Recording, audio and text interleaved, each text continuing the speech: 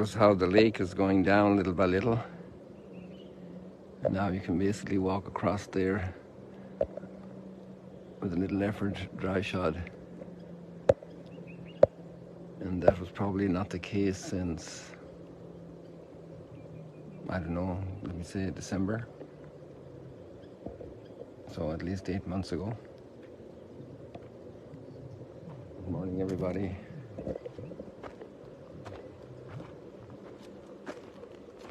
Today we're a day filled with hope.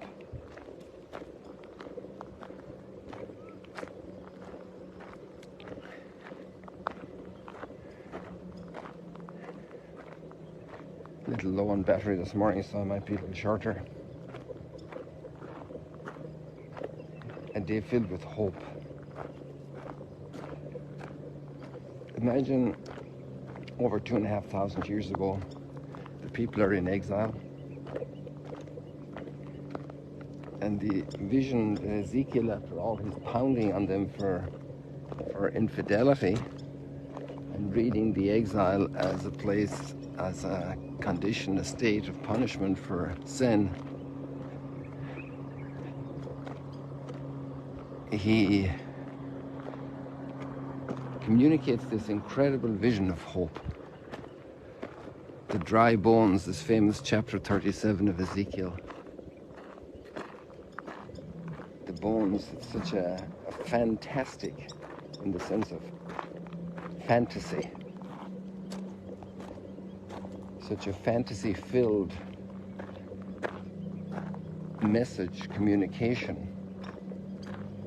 And he himself goes through the steps of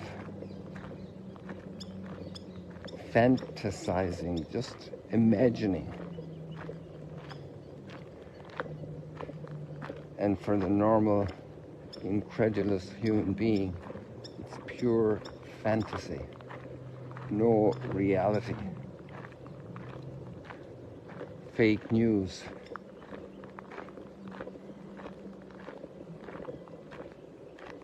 But no, it's for real, because the people did come back.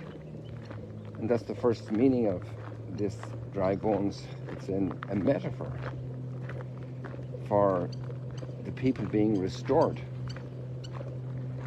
And the interesting thing is that, let's say, the political restoration never really happened, because it's a sustaining of the people, or a tolerance of the people by other powers, and sometimes a lack of tolerance. So they, as a people, they couldn't have stood up, couldn't have sustained themselves, rebuilt themselves without the support of others. It would have been impossible. How could a conquered people in exile with a destroyed country come back on their own? But they were completely sponsored by the state. So the Persians brought them back, enabled them to go back, empowered them to go back. And then they're still under the Persians, and eventually under the Greeks when the Greeks beat the Persians, and eventually under the Romans when the Romans take over. And the story has continued really until today. The amount of sustaining from outside. But that's the whole political dimension. And we know that the scriptures are communicating God's love for humanity through the concreteness of a people that didn't exist before, that started with Abraham and Sarah. There was one baby, 2 babies, and sacrificed the child. So from there to grow. God is the author of life. That's the huge message, the learning message, that we're not the ones in charge. We're not the be all and end all. And yet God does it for us. And the fact that it did happen, that it's historical, Ezekiel's vision on that level got fulfilled.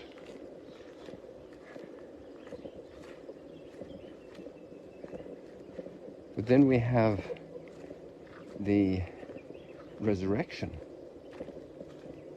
not just a political resurrection of a people, but a resurrection of the dead. And we see here then how this vision of Ezekiel is a cornerstone of unlocking the human mind's openness to God being able to accomplish something absolutely, for us, pure fantasy. To bring back the dead. And all our tears at the gravesides of our loved ones express the fatality of death and the longing for life, that death should not reign.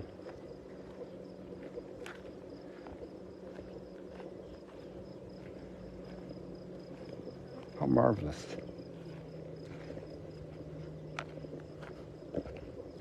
We know it in our depth of our being. We want life to continue.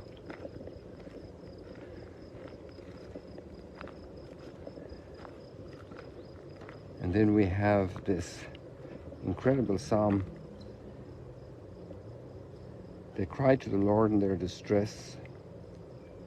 From their straits he rescued them, and he led them by a direct way to reach an inhabited city. Let them give thanks to the Lord for his mercy and the wondrous deeds to people. Because he satisfied the longing soul and filled the hungry soul with good things. So there we have longing and filling and good things. But it's the soul. It's not just the body. And already here in the psalm, then we can see how that whole education that's happening, even through the exile process, was a deepening of the spirituality of the people. That this life is not exhausted in pure material realities. Behind every gift is a giver, and behind the sunrise is a giver. And behind every material reality is a giver of love.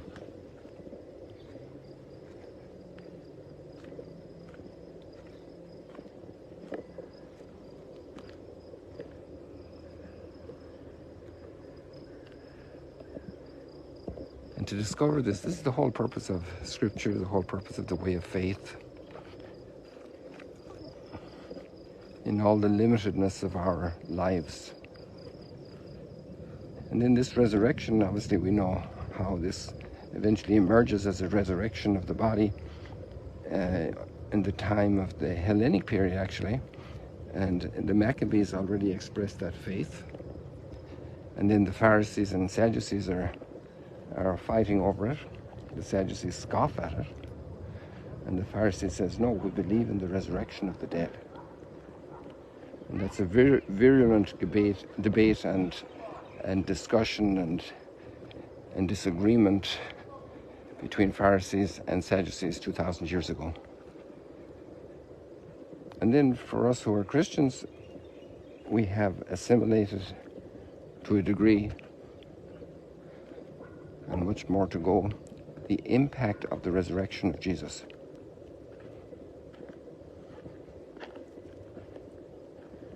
The very physical resurrections bring people back to life on this earth that Jesus did. The miracles were just the tip of the iceberg, because the spiritual resurrection that he himself then had is a whole different measure. It's the total conquering of death, because Lazarus died again, and the son of the widow in Nain died again. He's not alive, he's not around there today, you know. And the daughter of Jairus died again. But the definitive resurrection, that's our hope. And as much as the people might have doubted Ezekiel when he announced the resurrection of the people as such, as a political entity coming back, as much as that would have been a challenge for them, for their faith and their trust, that's in a certain sense also the prophetic mission of the Christians, to carry that faith and that trust and that conviction, not just as a theory, but knowing that that's what's going to happen, that we are called to the fullness of resurrection. And as proof of that, in a certain sense, is the life of love, of unconditional love. Because once we have the total resurrection of the human being, then unconditional love becomes capable from both sides of the love equation, from the heart that wants to give itself completely, and for the meaningfulness of loving everybody, including our enemies, including the most decrepit human being, the most miserable wretch, physically, morally, politically, socially, economically. I can love this person because this person is also destined to rise. And the difference between me and the most miserable person in any order is nothing compared to the glory we will each share in eternal glory. And to be able to be an Ezekiel-type person in the midst of the materialism of the time, of the disbelief of the time, of militant atheism of the time, of the scoffing of the time, that's our great vocation, to be able to hold and announce by lifestyle, a lifestyle announcement, that the resurrection is truly our future, the future of humanity, and that there's a path to resurrection. And that path, people, our readings today are filled with the extraordinary message of hope that our broken world needs. See you later, alligators. God bless you. People destined for resurrection. See you later, alligators, at the latest in heaven.